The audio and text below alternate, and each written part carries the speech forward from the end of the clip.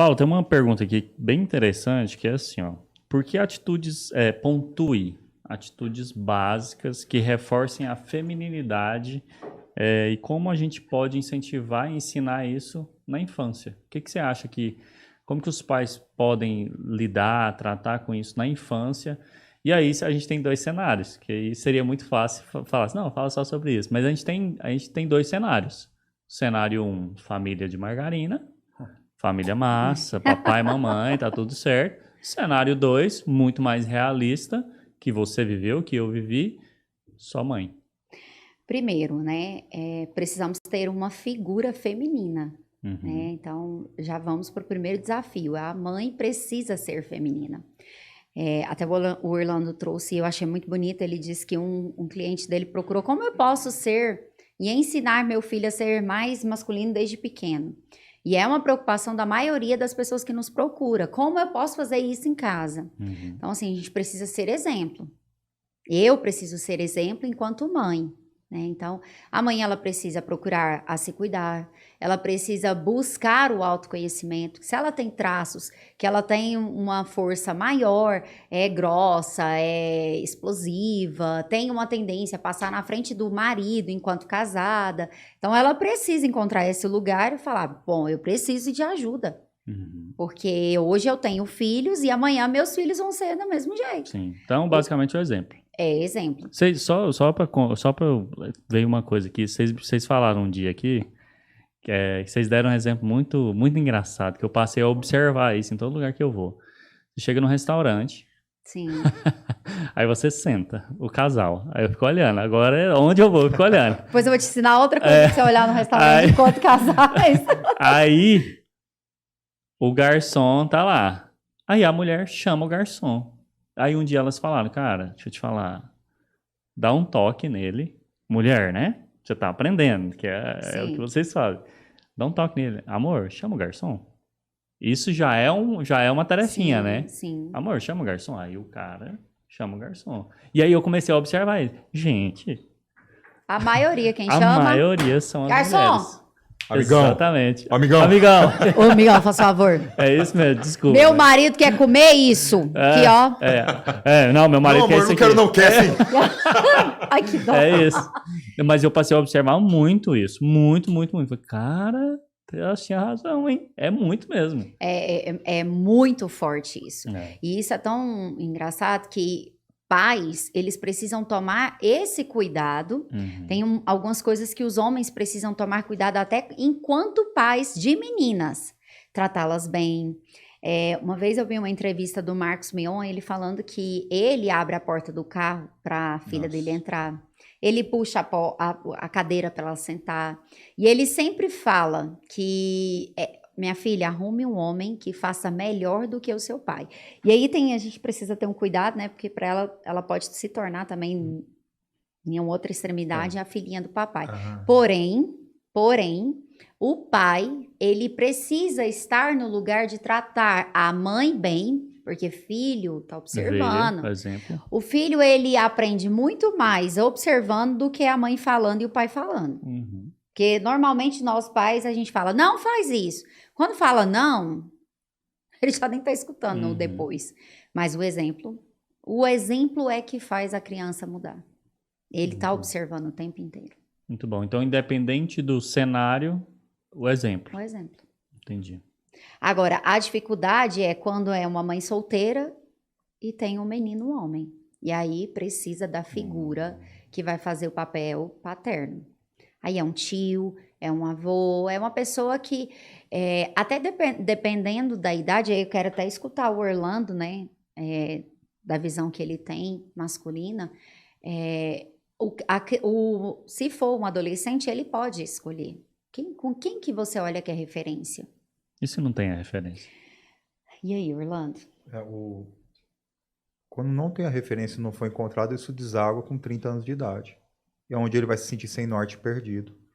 E vai começar a olhar para isso. E não tem como mais o pai exercer. Sim. Né? O pai faleceu ou não está perto. Entrar numa arte marcial já ok, mas geralmente isso se faz quando é novinho. Ah, vai no judô, ele vai lá com o Uhum. kimonozinho, é legal, é bonitinho de ver, né? Sim. E você tem aquele professor que tem todo aquele tato, né, de ele já lidar com os menininhos e tudo. Aí entraria aquilo que o Peterson chama de pai cultura. O que é o referencial para mim? O que diz o inconsciente coletivo? O que diz a mitologia? Deixa eu ver a história de Hércules. Deixa eu ver o que os gregos diziam, os romanos diziam. O que toda civilização trouxe é o tal do pai cultura. Então ele vai começar a fazer essa observação. O que o imperador Marco Aurélio fez? Qual é o legado? Ele começa a estudar o legado de homens. E ele começa, e aqui é muito interessante, conviver com outros homens. Por isso que praticamente todo o curso que eu monto... Conviver com homens, ponto. Todo curso que eu monto também um grupo junto de debate, de discussão, onde eu quero que ele leve a experiência dele, para ele sentir que ele não é um ET, que ele não é diferente de outros caras que estão passando pela mesma coisa. Por isso que eu chamo a Batalha dos 21, esse novo curso. Por quê? Porque ele vai entrar num grupo que é a tropa, e lá ele vai interagir com os outros caras. Ele vai entender, não sou só eu que passo por isso. Muitos caras, e esse é um padrão de homens que a gente fala aqui de maneira coloquial, né, que está na energia feminina, ele tem muita dificuldade de conviver com outros homens. Ele adora estar no ciclo das mulheres. É aquele cara que tem aquele monte de amiga, ele gosta de ficar enfiado no meio das mulheres, vendo que elas estão conversando e tal. E ele fica ali, ele tem muito mais facilidade neste universo mais soft, porque é pouco ameaçador para ele. Quando ele entra numa roda de homens, ele fica desconfortável. Acuado. Ele fica acuado, porque aquele ambiente para ele parece hostil, áspero. Ele não tem o costume. Contudo, a história mostra, homens vão crescer com outros homens vão conduzir outros homens. O pai conduz o filho, não teve pai? O cacique lá da tribo conduz o menino ali do clã deles, o mestre conduz o aprendiz, e por aí vai. E hoje o que a gente tenta fazer, claro, humildemente, conduzir esses outros caras que a gente já percorreu um caminho. Então a gente entra no papel de mentor, ou esse cara que já percorreu um caminho, ele já ralou pra caramba, ele tem condições, eu confio nele para me ajudar nesse primeiro momento junto com os outros caras. Aí entra a figura do mentor e os outros que estão no mesmo patamar se chamam aliados. Então ele tem o mentor e tem os aliados. E nessa ele inicia a jornada do herói.